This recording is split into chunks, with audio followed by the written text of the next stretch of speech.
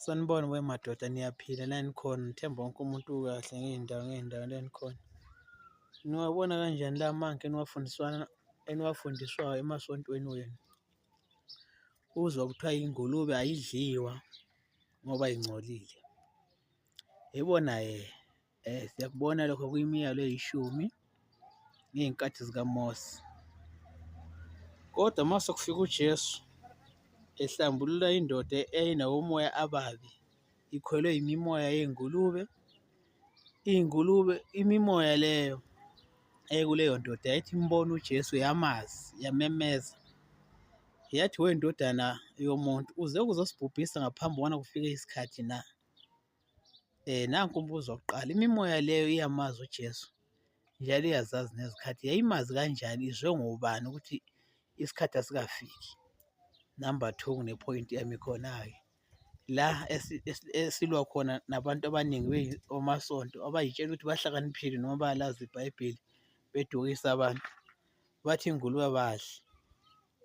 Imimoya le yamncenga uJesu ubana akayikhiphe iyongena emhlambini wengulube. Isingenile emhlambini wengulube lapho iy'ngulube lezi zagulukudela emanzini noma zagulukudela olwandle. Kodwa-ke namhlanje kukhona iy'nkonzo ey'fana noZayoni ne-12 Apostoli, zithi azidli inyama yengulube, kodwa emanzini la kuhlala khona amadimoni la aphelela khona, yila abagijima beyokhona each and every Sunday.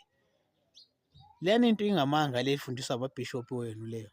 Ahambe uyofunda kahle iBhayibheli ukuthi amadimoni aphelelaphi, aphelele emanzini each and every year. Iy'khukhula zibulala abantu. Currently wona lo nyaka January 2026 esifundeni saseLimpopo, Kruger National Park, nasezweni laseMozambique kufe abantu abaningi kakhulu bebulawa iy'khukhula, but still amaZayoni namapostoli ayakhona emanzini eyobhabhathiza abantu. Kuyofuna yona lana imimoya yabantu abafela khonapha. UJesu Kristu obhabhathizwa kayi-1 madoda, noma ningangizonda noma ningathini, anginankinga mina. Ngeke uze uyithole ivesi ethi uJesu Kristu obhabhathizwa ka-17 noma wayehlala esemanzini. Cha, akayikho leyo, never exist on the scripture. Ngeke uze uyithole. Loba ungangizonda hlobo sami, anginankinga mina, kodwa iqiniso lona alibuqedi ubuhlobo. Ufunde kahle iBhayibheli uzobona nje ukuthi uJesu Kristu obhabhathizwa kanye, nabafundi bakhe babhabhathizwa kanye.